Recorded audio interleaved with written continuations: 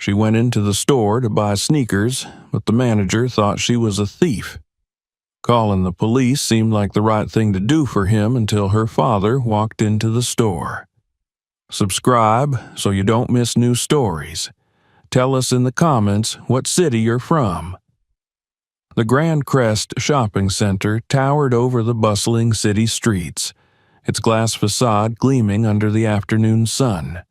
The entrance, framed by sleek silver pillars, welcomed a steady stream of well-dressed shoppers, business executives, influencers, and affluent families, all moving with the confidence of those accustomed to luxury. The air inside carried a blend of expensive colognes, fresh ground coffee from boutique cafes, and the faintest hint of polished marble floors. The entire atmosphere exuded exclusivity, an unspoken understanding that only a certain type of clientele belonged here. Ivy Carter stepped through the glass doors, her heart pounding just a little harder than usual. She had been here before, of course. Her father, the mayor, had taken her and her mother to some of the restaurants upstairs, and she had walked through these halls a few times when tagging along with friends. But today was different. Today, she was here alone, with a purpose, with money she had saved herself, and for the first time she felt the weight of where she was. She adjusted the strap of her crossbody bag, her fingers tightening around the zipper out of habit. She wasn't sure why she felt nervous. Maybe it was the way people walked here, how they carried themselves with a certainty she hadn't mastered yet. Maybe it was the way the security guards, dressed in crisp black suits, stood at the corners of the mall, their eyes scanning the crowds with a quiet scrutiny. Still, she pushed the thoughts aside and focused on the reason she had come. The sneakers. For months, Ivy had been saving up for a pair of limited edition sneakers she had seen online. They weren't just any sneakers, they were a statement, a piece of culture, a way to step into a world she admired from afar. All her friends had them, or at least some version of them. Ivy wanted the real thing, the exact model she had seen in the ads, the one she had imagined wearing with every outfit she owned. The money had been hard-earned, babysitting for her mother's colleagues, tutoring a few kids in math, even skipping her usual weekend coffee runs to put a little extra aside. And now, finally, the day had come. The store had restocked them, and she had just enough to make the purchase. She spotted the store up ahead, its entrance sleek and modern, with bold white letters spelling out Kick Luxe. The glass windows displayed the latest sneaker drops, each pair mounted on minimalist platforms under soft white lighting. Inside, Ivy could see a few customers browsing, mostly older teens and young adults dressed in streetwear. The atmosphere was cool, effortless, exactly the kind of place that would have what she was looking for. Taking a deep breath, she walked in. The moment she stepped onto the polished floor, she felt the subtle shift. The music, a bass-heavy instrumental track, throbbed softly through hidden speakers. The air smelled of fresh leather and new fabric. A few customers barely looked up, too absorbed in their own shopping. But one person did notice her. Behind the counter stood a man, probably in his late 40s, dressed in the store's branded polo and dark jeans. His name tag read Richard. His hair was neatly combed, his sharp features set in a neutral expression. But as his gaze flicked to Ivy, something in his demeanor changed. He wasn't openly unfriendly. His stance didn't shift. His hands stayed relaxed on the counter. But there was something about the way his eyes lingered just a second too long, something about the way his lips pressed together ever so slightly. Ivy felt it instantly. She had felt it before, in other stores, in other places where people looked at her and silently questioned why she was there. It was a feeling she could never quite explain, but she knew it when she saw it. Still, she ignored it. She wasn't here to cause trouble. She wasn't here to waste time. She was a paying customer. She walked past Richard and toward the display wall, scanning the rows of sneakers until her eyes landed on the ones she had been dreaming about. They were perfect. A sleek design, crisp stitching, the kind of craftsmanship that made the price tag worth it. She hesitated only for a second before reaching out, gently lifting one of the shoes to examine it closer. The weight was just right. Not too heavy, not too light. The texture of the leather under her fingertips was smooth, flawless. She turned the shoe slightly, checking the sole, the details, making sure it was exactly what she wanted. Carefully, she placed it back and reached for another pair in a slightly different shade, just to compare. She turned this one in her hands as well, noting the subtle differences. Behind her, Richard was watching. She didn't see him move closer, but she could feel his presence now. He wasn't saying anything, wasn't offering help like he had for the last customer, a young man who had walked in just minutes before her. No, Richard was simply watching. Ivy set the second shoe down and reached for a third. At that moment, she caught a glimpse of Richard's reflection in the glass display. His expression wasn't neutral anymore. His jaw was a little too tight, his posture a little too rigid. He thinks I'm going to steal something. The realization settled in her stomach like a cold weight, but she didn't react. She forced herself to keep moving the way she had planned, to not let it show that she had noticed. She wasn't doing anything wrong, she wasn't breaking any rules, she was just shopping. But Richard's suspicion clung to the air between them, thick and unspoken. She finally made her decision.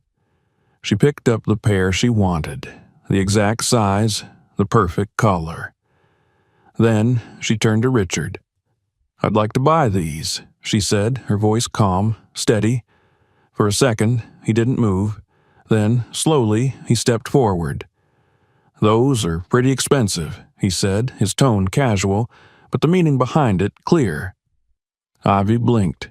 She had heard those words before. It wasn't a question. It wasn't even a warning. It was an assumption. She shouldn't be able to afford them. She wasn't supposed to be here. Something hot flared in Ivy's chest, but she kept her expression neutral. "I know," she said. She reached into her bag, fingers brushing against the envelope where she had neatly stacked her bills. She had counted them 3 times this morning, just to be sure.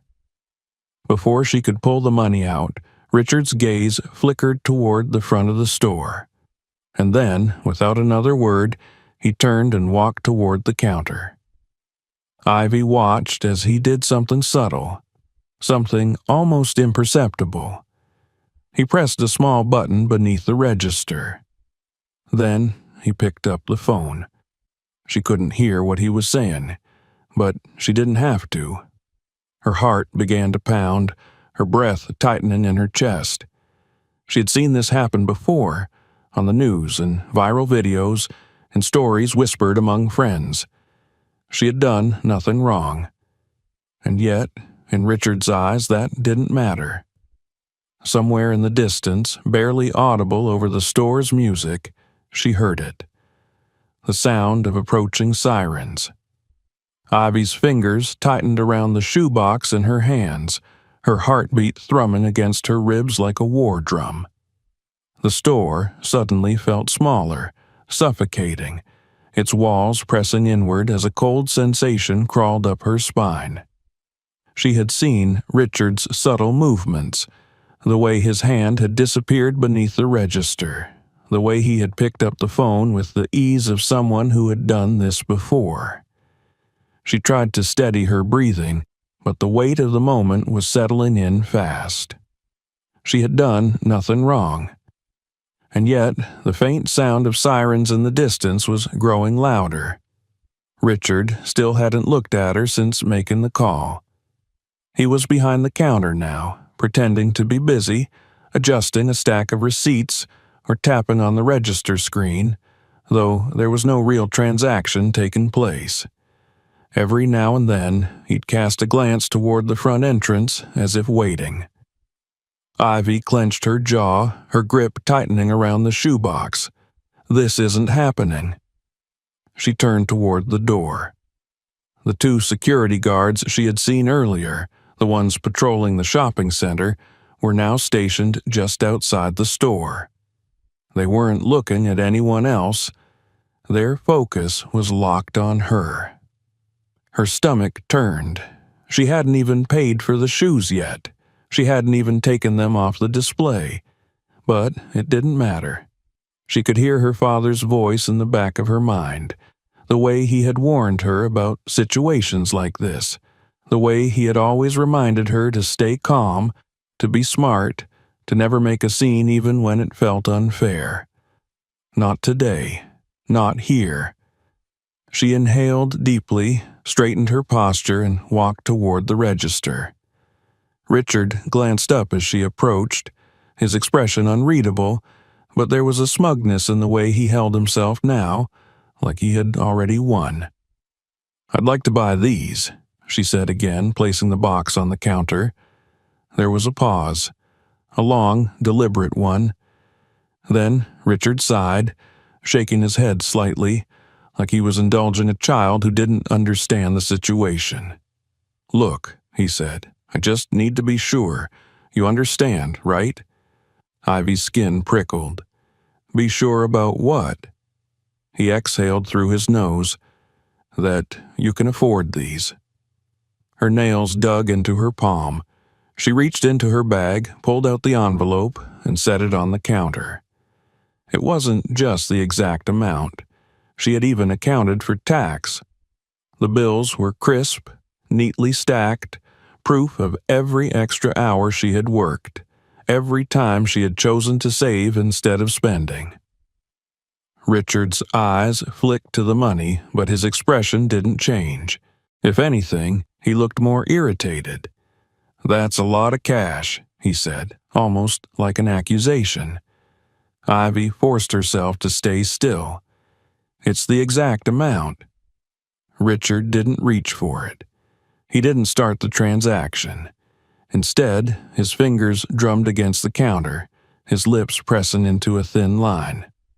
"You know," he said, voice casual but edged with something sharper, "usually, when kids come in here with this kind of money, it raises some questions." Ivy's breath caught in her throat. There it was. Not an outright accusation, not yet, but enough to make it clear where this was going. "I worked for it," she said, her voice steady despite the heat rising in her chest. Richard didn't respond. He just hummed, tilting his head slightly, like he didn't quite believe her. Behind her, she felt movement. The security guards had stepped inside the store now. They weren't saying anything, but they were close. Too close. Ivy's pulse was racing now, her mind screaming at her to do something, to say something that would make this stop before it escalated further. But then the store door swung open, and the police walked in. 2 officers. One older, graying at the temples, his uniform neatly pressed, his badge polished to a shine. The other was younger, maybe in his late 20s, his gaze flickering between Richard and Ivy as he took in the scene. The older one, his name tag read Sergeant Blake, was the first to speak. "We got a call about a possible theft," he said, his voice firm, professional. His eyes landed on Ivy. "That her?" Richard nodded without hesitation. Ivy's stomach twisted. She turned to the younger officer, whose tag read Doyle. Unlike Blake, his expression wasn't completely neutral. There was a flicker of hesitation there, a brief moment where he seemed to be assessing the situation rather than accepting it at face value. She latched on to that. "I didn't steal anything," she said, forcing her voice to stay calm, controlled. "I came here to buy these." She motioned to the shoebox on the counter, then the cash right beside it. I have the money. I was literally about to pay. Doyle's gaze flickered to Richard. That true? Richard scoffed. She's been acting suspicious since she walked in, handling different shoes, putting them back, kept checking her bag like she was hiding something. That's not what happened, Ivy said sharply, but Blake had already stepped forward. Ma'am, he said, voice hardening just slightly, I need you to step away from the counter. Ivy's chest tightened. She looked at Doyle, willing him to see through this, to recognize what was happening here. His hesitation lasted only a second. Then, reluctantly, he stepped forward, reaching for his radio. Ivy swallowed, panic creeping in now despite her efforts to stay composed. This wasn't happening. It couldn't be happening.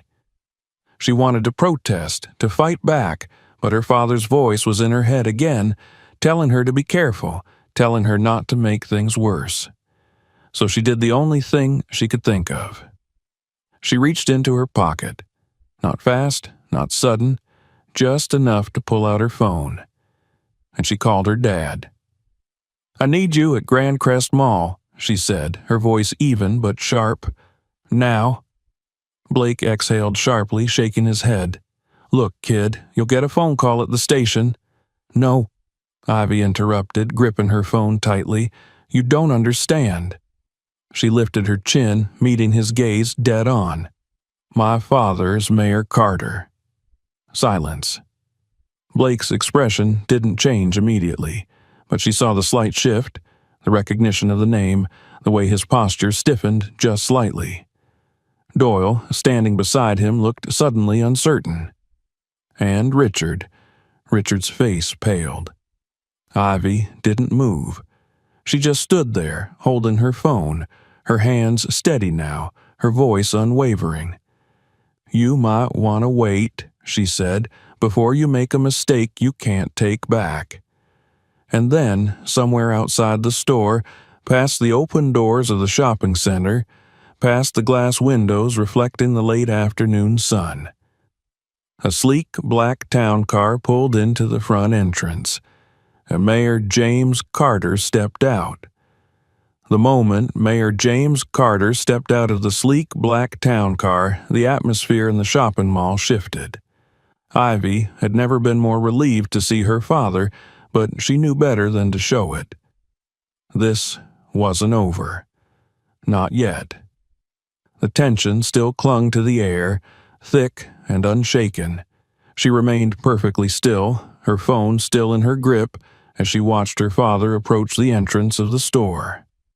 Mayor Carter walked with the presence of a man who was used to commanding a room. He wasn't particularly tall, but he carried himself in a way that made people instinctively move out of his way. His dark suit was immaculately tailored, his expression unreadable, his eyes sharp and calculating as he scanned the scene before him. He took everything in. His daughter standing in the center of the store, the two officers in front of her, the security guards lingering near the entrance, the store clerk watching from behind the counter. And then, finally, he spoke. What's going on here? His voice wasn't loud. It didn't need to be. The weight behind it was enough to make the younger officer, Doyle, shift uncomfortably. Even Sergeant Blake straightened his posture, his fingers twitching slightly near his belt. Ivy had seen this before. She had seen the way people reacted when they realized who her father was. Some immediately softened, fallen over themselves to apologize, to backpedal. Others, like Blake, hardened, their pride refusing to let them admit they had made a mistake. This was going to be one of those times. Sir, Blake said, clearing his throat, we received a report of a suspected theft in progress. Mayor Carter's gaze flickered to Ivy. By my daughter? Blake hesitated for only a second. Yes, sir. A long, tense silence stretched between them. Ivy watched as her father took a measured breath before shifting his attention to Doyle. The younger officer looked distinctly uncomfortable now, his gaze darting between Ivy and the counter, where the shoebox and a stack of neatly counted bills still sat untouched.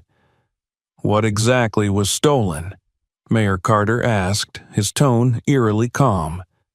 Doyle hesitated before glancing at Blake. Blake, however, didn't flinch. "She was acting suspiciously," Blake said. "Handling merchandise, moving around the store, repeatedly checking her bag." Mayor Carter cut him off with a single sharp look. "Did she take anything?" Blake clenched his jaw. "Not yet, but—" "Not yet," Mayor Carter repeated, his voice now dangerously low. He turned to Richard, the store clerk, who suddenly seemed much smaller than before. "Let me get this straight," he continued. "You called the police on a 14-year-old girl who was holding merchandise she planned to buy because you thought she might steal." Richard's mouth opened, then closed again. For the first time since this started, he seemed unsure of himself. Mayor Carter exhaled slowly, turning his gaze back to the officers. "Have you checked the security footage?" Blake stiffened. "We were just about to—" "No," Mayor Carter interrupted. "You weren't. You were about to arrest my daughter." Another silence. Doyle took a step back. "Sir, I can pull the footage now." Blake's jaw tightened, but he didn't stop him. Ivy watched as Doyle turned and gestured towards one of the security guards, who nodded before stepping toward a back office. The tension in the store was unbearable now. Blake looked like he was biting back words, while Richard had gone completely silent, his confidence evaporating with each second that passed. No one spoke as they waited.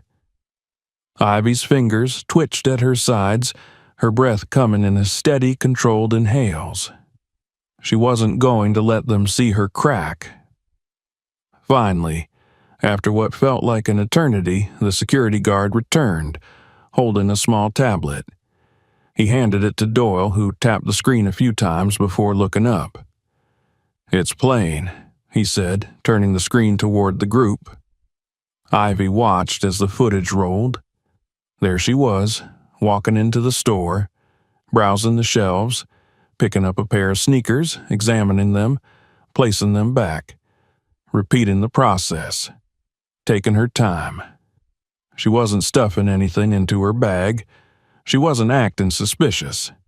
She was shopping, just like everyone else in that store. The footage continued, showing the exact moment Richard moved toward the register, pressed the alarm button, and called the police.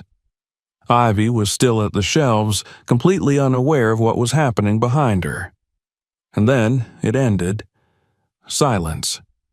Blake shifted his weight, clearing his throat. "Well, no," Mayor Carter said sharply, his patience gone. "No excuses, no justification." He turned to Richard.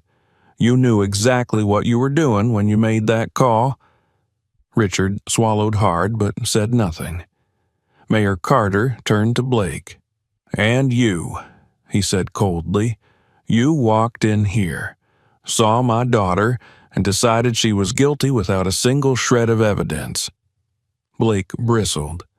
"Sir, we were responding to—" "Bullshit," Mayor Carter snapped. The word cut through the room like a blade, making everyone stiffen. "You didn't investigate. You didn't question. You reacted. You took the word of a store clerk over a teenage girl who had done absolutely nothing wrong." Blake's lips pressed together into a thin line, but he didn't argue. He couldn't. Doyle, on the other hand, looked visibly uncomfortable now, shifting on his feet. He met Ivy's gaze briefly, and there was something like regret there. But regret wasn't enough. Mayor Carter turned back to Richard. "I want your corporate office on the phone now." Richard hesitated. "Now," Mayor Carter repeated, Richard swallowed, then quickly reached for the store's landline. His hands were shaking as he dialed. Ivy barely registered the rest of the conversation. Her father was handling it now. The store, the police, the consequences, he would take care of it. But the weight in her chest hadn't lifted, because even though she hadn't done anything wrong, even though the truth had come out, she still had to prove it. And she knew deep down that if her father hadn't shown up, if she had been just another girl in that store with no one to call, this would have ended differently. The heavy silence that followed the security footage was suffocating. Ivy could feel the weight of it pressing down on her shoulders, the unspoken tension hanging in the air, as if everyone in the store was collectively holding their breath. No one wanted to be the first to speak, but they all knew what had just happened. The evidence was undeniable. Mayor Carter took a slow, deliberate breath. Ivy could tell he was restraining himself, holding back the anger simmering beneath his controlled expression. But she had seen her father in moments like this before. He never raised his voice unless he wanted to, never lost his composure. He had spent his entire career dealing with people who thought they could get away with things like this, and she knew that right now he was calculating his next move. His eyes locked onto Sergeant Blake first. The officer, still standing stiffly with his hands on his belt, met his gaze, but said nothing. His jaw was tight, his expression unreadable, but there was a stiffness in his posture, a small but noticeable shift in his stance. He knew he had made a mistake, but Ivy doubted he would admit it. Doyle, on the other hand, looked less certain now. His gaze flickered between Ivy and her father. His lips pressed together as if he wanted to say something, but wasn't sure if he should. He had hesitated before, and now, after watching the footage, he seemed even more uncomfortable. But he still hadn't done anything to stop what had almost happened. Ivy's father didn't look at either of them for long. His attention snapped to Richard next. The store clerk had lost all traces of confidence. The smugness he had carried when calling the police, the certainty in his voice when he accused her, it was all gone. His hands twitched slightly at his sides, and when he realized Mayor Carter was looking directly at him, he shifted on his feet, gripping the edge of the counter as if he needed something to hold on to. "So," Mayor Carter said, his voice calm but sharp, "you called the police on my daughter." Richard opened his mouth, then closed it. "You accused her of stealing, had her surrounded by security, called in officers to intimidate her. And yet, when we look at the footage, all we see is a girl shopping, a girl handling a product in a store, just like every other customer here." He let the words hang in the air for a moment before continuing. "So, tell me, Richard, what exactly made her different?" Richard's throat bobbed as he swallowed. "Sir, I was just doing my job," he stammered. "Your job?" Mayor Carter repeated. His voice was dangerously soft now. "And what exactly is your job? Because as far as I can tell, your job is to sell shoes, not to profile customers, not to make assumptions about whether or not they belong here, and certainly not to waste police resources because you decided that a girl who did nothing wrong wasn't supposed to be in your store." Richard's hands gripped the counter tighter. "Sir, I didn't mean—" "You didn't mean?" Mayor Carter cut in. "Didn't mean to humiliate my daughter? Didn't mean to put her in danger?" His voice hardened. "Or didn't mean to get caught?" Richard's mouth opened again, but no words came out. Mayor Carter exhaled sharply, then turned back to the officers. "You walked in here," he said, his focus shifting to Blake, "and decided she was guilty. You didn't ask her what happened. You didn't review the footage before making a decision. You saw her, you heard what this man told you, and you chose to believe him." His eyes narrowed. "Tell me, Sergeant, was that just laziness, or was it something else?" Blake's jaw tightened. "Sir, we were responding to a call." "A call based on nothing," Mayor Carter interrupted. "Did you ask this man any questions before you arrived? Did you verify any of his claims before putting my daughter in a situation where she had to fear for her safety?" Blake hesitated for a second too long. That was all the answer Ivy needed. Doyle took a step forward. "Sir," he said, his voice cautious, "we were following protocol, but—" He glanced at Ivy, then at the footage still visible on the security tablet. "I see now that we should have checked the footage before taking any action." Mayor Carter's expression didn't soften. "And yet you didn't." Doyle looked away. Blake's mouth was pressed into a tight line, his pride refusing to let him back down, even though it was clear he had no defense. Ivy stood there, watching it all unfold, feeling a mixture of exhaustion and frustration settle into her chest. Her father was handling this. He was making them answer for what they had done. But no matter how much power he held, no matter how much he could demand accountability, it didn't change the fact that it had happened in the first place. If her father hadn't arrived, what would have happened? Would they have forced her into handcuffs, dragged her out of the store in front of a watching crowd, humiliated and terrified, her protests ignored? Would she have been just another story, another statistic, another headline about a girl accused of something she didn't do? The thought made her stomach turn. Mayor Carter inhaled sharply through his nose, steadying himself. Then he turned back to Richard. "I want your corporate office on the phone. Now." Richard blinked. "Sir, Now," her father repeated, his voice leaving no room for argument. Richard hesitated, then scrambled for the store phone. His fingers fumbled as he dialed, his hands visibly shaken now. Mayor Carter didn't look away from him until he had the phone pressed to his ear, murmuring something in a hushed, panicked voice. Then he turned back to Blake and Doyle. "This isn't over," he said, his voice low. "I expect a full report on why this situation was handled the way it was. I expect an internal review on why your department responded to an unverified accusation without evidence. And I expect to see changes in how your officers approach situations like this in the future." Blake's face was unreadable, but he gave a stiff nod. Doyle simply muttered, "Yes, sir." Ivy knew that was the best they were going to get from them today. Her father let out a slow breath, then turned to her for the first time since he had arrived. "Are you okay?" he asked. Ivy met his gaze. She wanted to say yes. She wanted to act like it hadn't affected her, like she wasn't still shaking on the inside, like her hands weren't still clenched into fists at her sides. But she couldn't.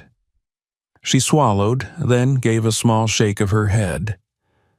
Mayor Carter's jaw tightened. He reached out, placed a firm hand on her shoulder. The simple gesture was grounding, a silent reminder that she wasn't alone in this. "Come on," he said, "we're leaving." He turned without another word, guiding her toward the exit. Ivy didn't look back. She didn't need to see Richard's pale face, or Blake's stiff posture, or the way Doyle still looked like he wished he had done something different. She just walked, past the security guards, past the customers who had been watching everything unfold in silence, out of the store, out of the shopping center, into the cool air outside. It should have felt like a victory, but all Ivy could think about was how close she had come to losing everything, and how easily it could happen again. The air outside the shopping center was crisp and cool, but Ivy barely felt it. The tension was still coiled inside her, tight and unmoving, a knot that wouldn't loosen even as she walked beside her father toward the parking lot. Each step felt heavy, her legs stiff, her hands still clenched at her sides. She hadn't spoken since they left the store, and her father hadn't pushed her to. He knew. He understood, but that didn't make it easier. The sleek black town car was parked near the entrance, its driver standing by the back door, waiting. Mayor Carter gave a small nod, and the man stepped aside, pulling the door open. Ivy slid into the seat, exhaling sharply as she leaned back against the leather interior. The door shut, muffling the distant sounds of the city, and for a moment, everything was still.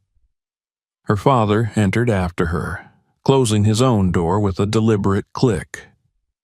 The silence stretched between them, thick and heavy. Ivy could feel his eyes on her, waiting. She stared straight ahead, watching as pedestrians moved along the sidewalk, some carrying shopping bags, others laughing with friends, their conversations easy and light.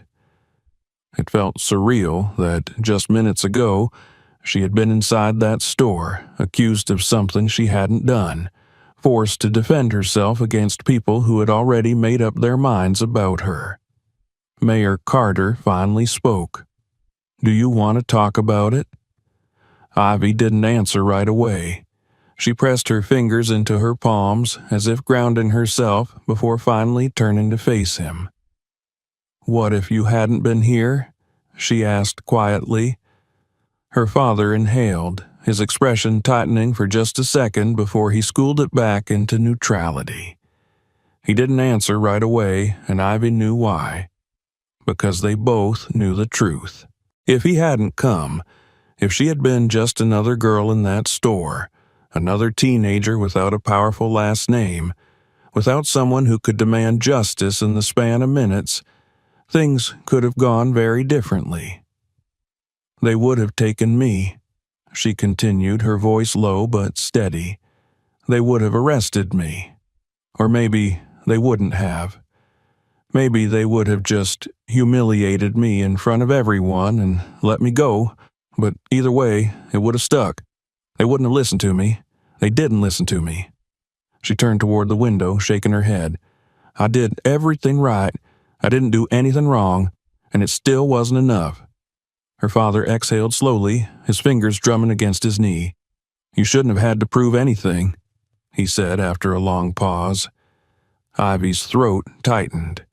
She wanted to believe that, but the truth was she had spent her entire life knowing that wasn't how the world worked.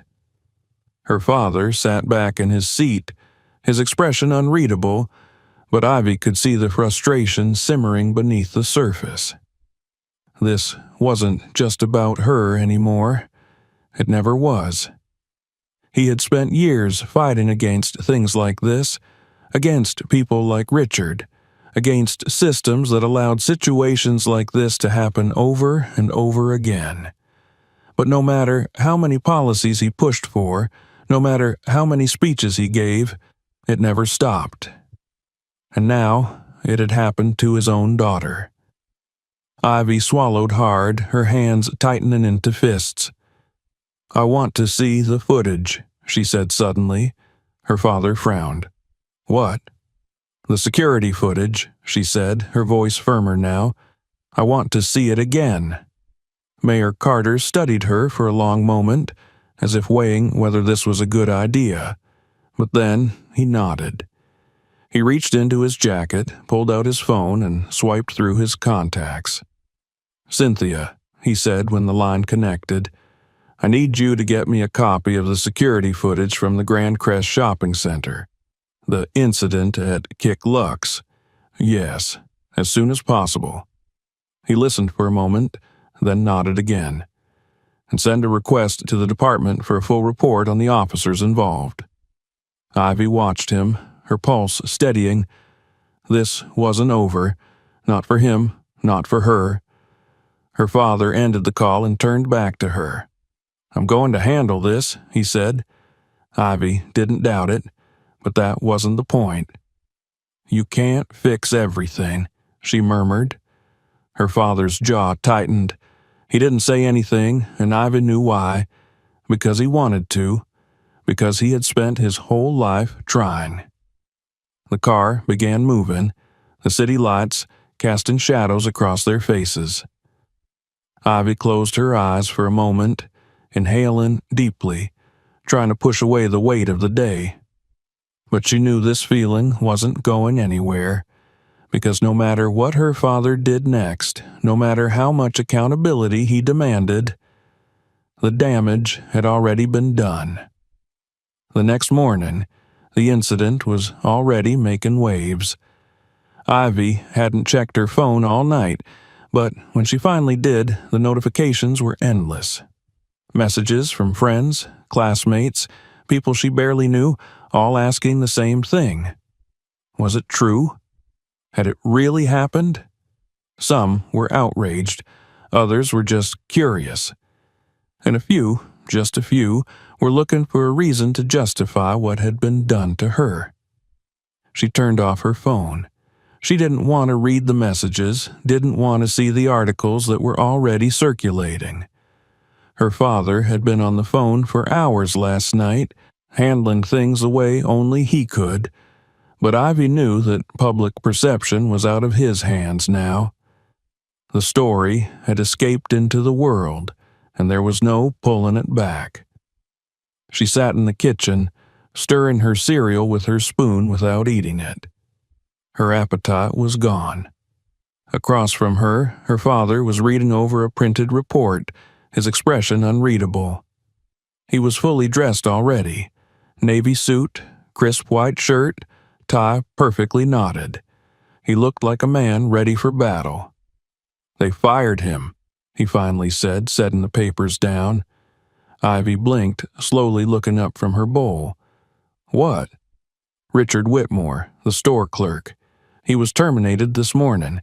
Officially, they're calling it a policy violation, but we both know why." Ivy sat back in her chair. It was hard to feel anything about that. He deserved it, obviously, but was that enough? Her father watched her closely, as if trying to gauge her reaction. The corporate office issued a statement condemning racial profiling. They're reviewing their training procedures, and they've sent out a memo to all store employees about bias awareness. Ivy exhaled through her nose, shaking her head slightly. "So that's it? They fire one guy and expect people to forget?" Mayor Carter's lips pressed into a thin line. "It's never just one guy." She knew that. She had always known that. Her father pushed the printed report toward her. "The police department is conducting an internal review on Blake's handling of the situation. There's body cam footage that's being examined, and Chief Reynolds is under pressure to take action. He's not happy about that." Ivy let out a short, humorless laugh. "Good." Her father gave her a small nod, but there was something else in his expression, something wary. "They'll try to spin this," he said. "They always do. They'll say it was a misunderstanding, that the officers were just following protocol. They might even find a way to shift blame onto the store, say they were just responding to a call. The last thing they want is to admit fault." Ivy clenched her jaw. It didn't matter that they had been wrong. It didn't matter that she had been right. People in power never liked to admit when they had messed up. "So, what do we do?" she asked. Her father studied her for a long moment, then reached for his phone. He swiped through his contacts, pressed a name, and lifted the device to his ear. "Cynthia," he said when the line connected, "I need a press release prepared immediately. Yes, regarding Grand Crest. I want a full investigation into the call that was made to dispatch, and I want an internal review on Sergeant Blake. Also, I want a public statement on racial profiling and misuse of emergency services.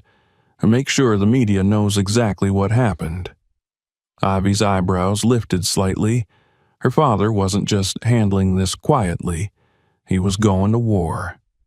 He ended the call and set his phone down. "They want to make this disappear," he said simply. "I won't let them." Ivy swallowed, staring at him. "And what happens now?" Her father exhaled, leaning back in his chair. "Now," he said, "we see how far they're willing to go to cover their tracks." 2 hours later, the first news reports hit the major networks. The headline was everywhere. "Teen accused of theft in luxury store. Mayor's daughter targeted in racial profiling incident." The surveillance footage had been released. It played on every channel, circulating on social media, a glaring reminder of how easily an innocent moment could be turned into an accusation. Mayor Carter was given interviews, addressing the public, demanding accountability. He was calm, collected, but there was fire in his voice, the kind that made people listen. Ivy watched from the couch, her phone vibrating every few seconds with new messages. She ignored them. She had already read enough comments. Some people supported her. Others, predictably, didn't. Maybe she was acting suspicious. Maybe the store was just being cautious. Maybe she should have left instead of making a scene. It didn't surprise her. She had seen it happen before. People always found ways to justify things like this. Her father, however, wasn't giving them the chance. By the afternoon, the police department had issued a formal statement. The official language was stiff and careful, but Ivy knew what it really meant. They were scrambling. Blake had been placed on temporary suspension pending investigation. Doyle, who had hesitated, who had seemed unsure, was cooperating with the review, and Richard Whitmore, the store clerk who had made the call, was avoiding the press entirely. Ivy saw the footage of reporters waiting outside his house, cameras flashing, microphones shoved toward his door. She wondered what he felt now. If he still believed he had done the right thing. If he even realized what he had set into motion. The mayor's office received an official apology from the shopping center's corporate management. Ivy read it twice, searching for any sincerity in the carefully crafted words. It wasn't about her. It was about them saving face. Her father didn't seem surprised. "This isn't about apologies," he told her. "It's about making sure they can't do it to someone else." Ivy believed him, but she also knew that for every time a story like this got attention, there were dozens, hundreds that didn't. That thought sat heavy in her chest. The day passed in a blur of headlines, interviews, phone calls. Ivy stayed in the background, watching, absorbing it all, feeling both at the center of it and somehow distant from it. By nightfall, she was exhausted. She sat on the edge of her bed, staring at the sneakers she had planned to buy. She didn't even want them anymore. Her father knocked on the door before stepping inside. He didn't say anything at first, just sat down beside her. They sat in silence for a long time. Then, finally, he spoke. "I know this doesn't fix what happened," he said quietly. Ivy exhaled, her fingers running over the fabric of the shoes. "No," she admitted, "but it's a start." Her father gave a small nod. "It is." Outside, the world was still talking about what had happened. The news cycle would continue. More statements would be released. More debates would be had. But Ivy knew that eventually the world would move on. The question was, what would be left behind when it did? The noise of the outside world didn't quiet down. The story had taken on a life of its own, spreading beyond just a local controversy. News outlets picked it apart from every angle. some reporting it as a clear case of racial profiling, others framing it as a misunderstanding blown out of proportion. Ivy had seen the cycle before. The same talking points, the same debates, the same people arguing over whether or not she had deserved what had happened to her. She wasn't surprised, but she was tired. The next morning, she sat at the kitchen table, a barely touched plate of toast and eggs in front of her. Her father was on the phone again, pacing near the window, his voice low but sharp as he spoke to someone about the ongoing investigation. He hadn't stopped working on this since the moment it happened. He had spent the last 24 hours making sure the people responsible felt the weight of their actions, making sure this wasn't something they could brush aside. But Ivy wasn't sure that was possible, because for all the statements and apologies, for all the outrage and demands for accountability, nothing changed the fact that it had happened. She had walked into a store to buy a pair of sneakers, and she had walked out with a weight on her chest that she wasn't sure she would ever shake off. Her father ended his call and turned to her. "You should eat," he said, nodding toward her plate. "I'm not hungry," she murmured. He studied her for a moment, then sighed and sat across from her. "I know this isn't easy," he said. Ivy let out a short, bitter laugh. "That's an understatement." Her father folded his hands on the table, his expression unreadable. "Talk to me."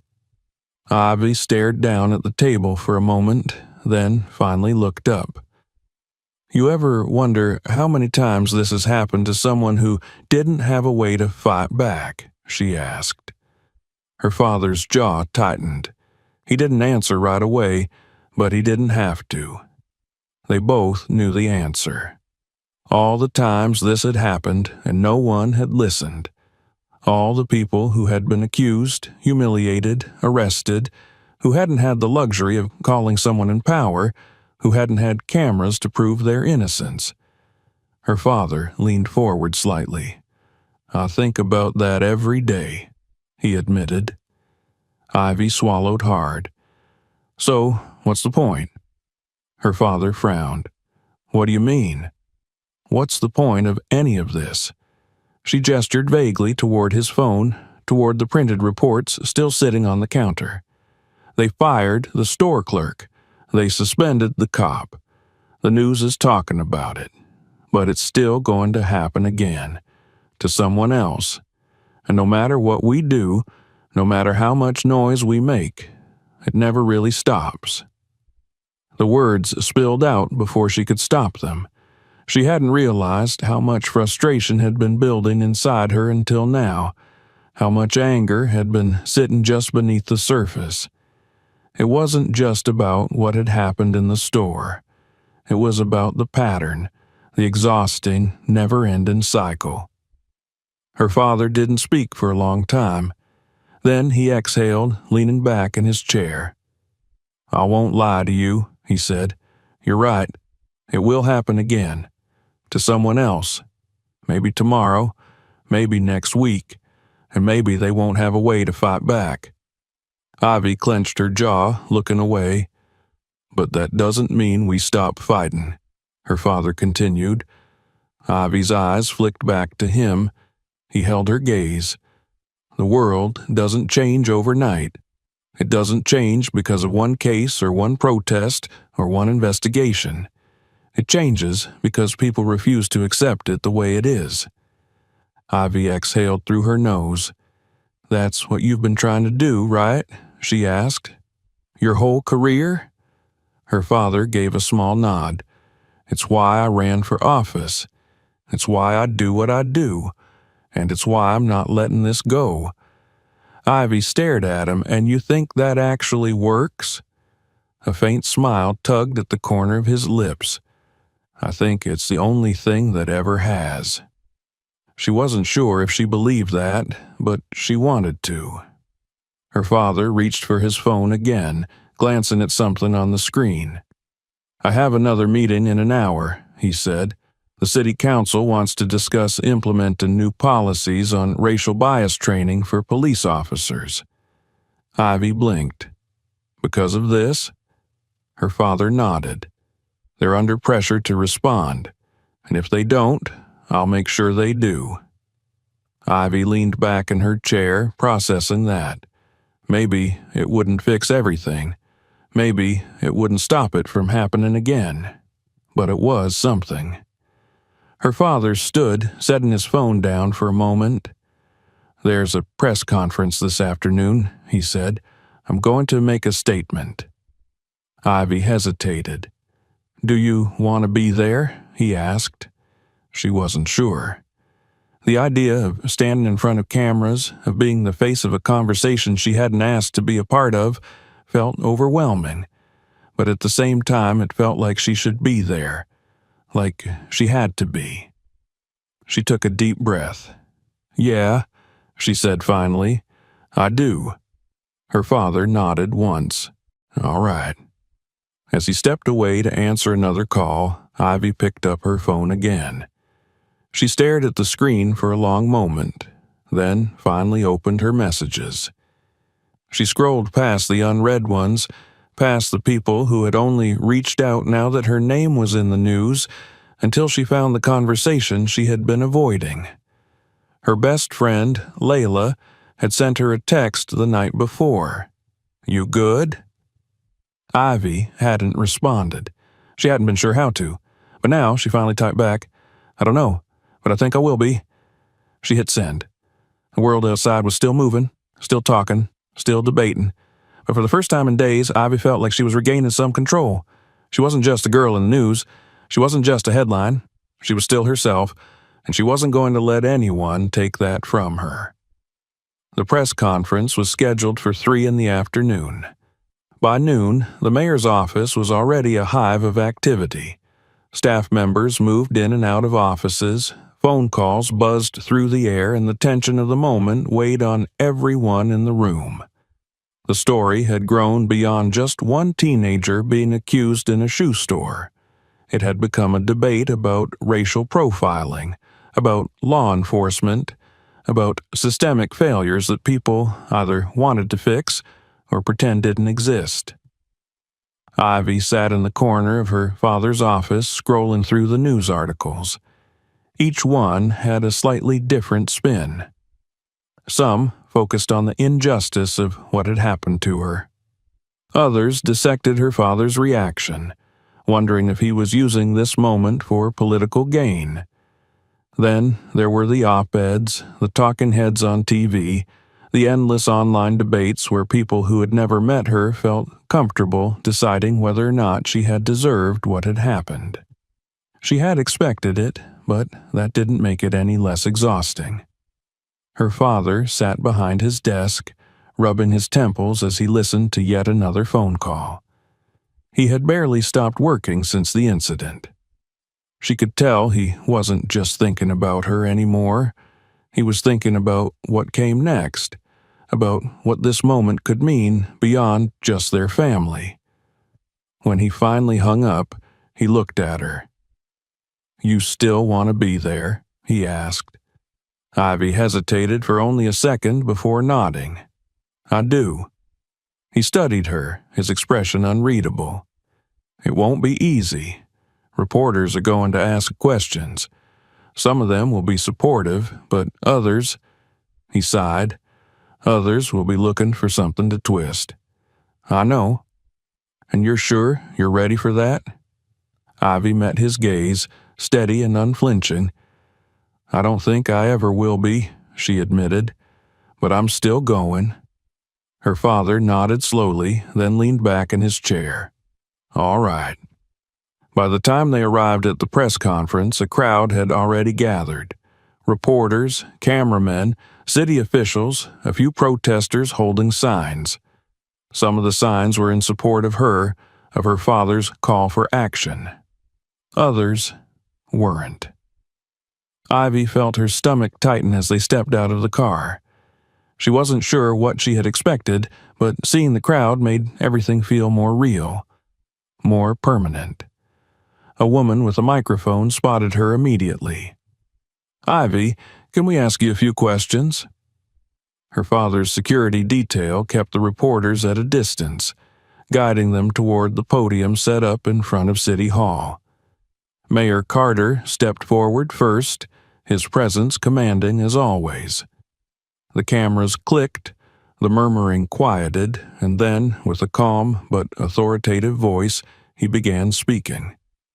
My daughter came here today because she wants to be heard, because this is bigger than her, bigger than me. He looked out over the crowd, his expression firm. This is about every young person who has been unfairly judged, every person who has been assumed guilty before they even had a chance to speak. What happened to Ivy was unacceptable, and it happens far too often to people who don't have the privilege of a last name that makes people listen. Ivy swallowed hard. Her father turned toward her, his expression softening slightly. She has her own voice, and she's going to use it.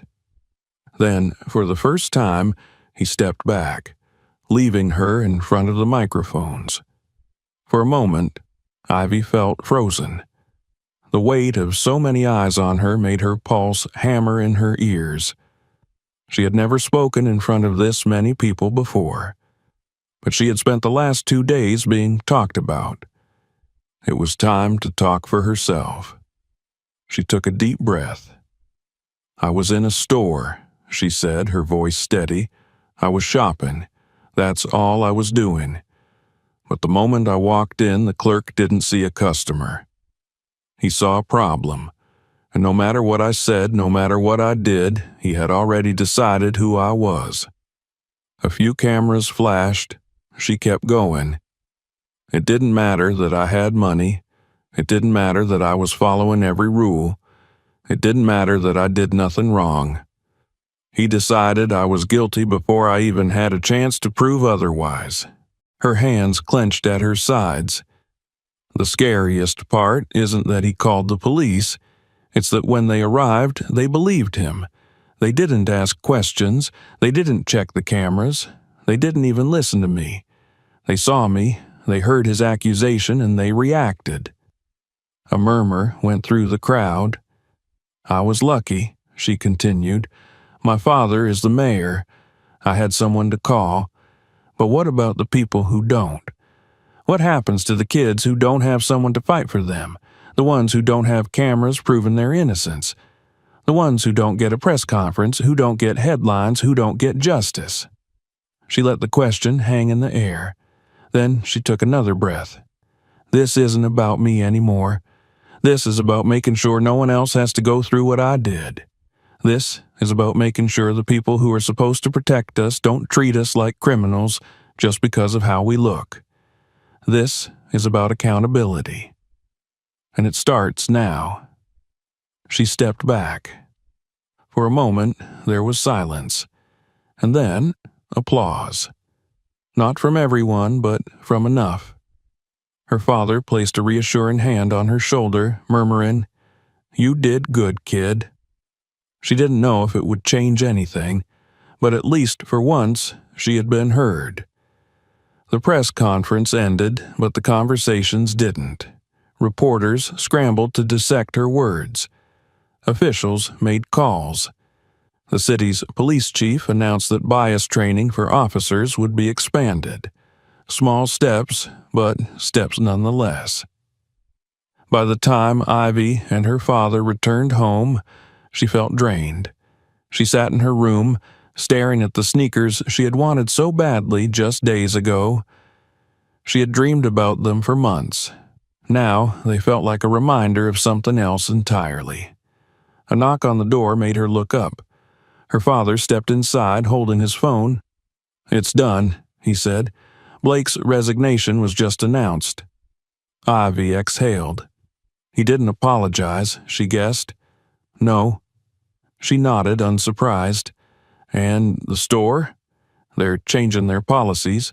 Mandatory anti-bias training, clearer protocols for handling accusations.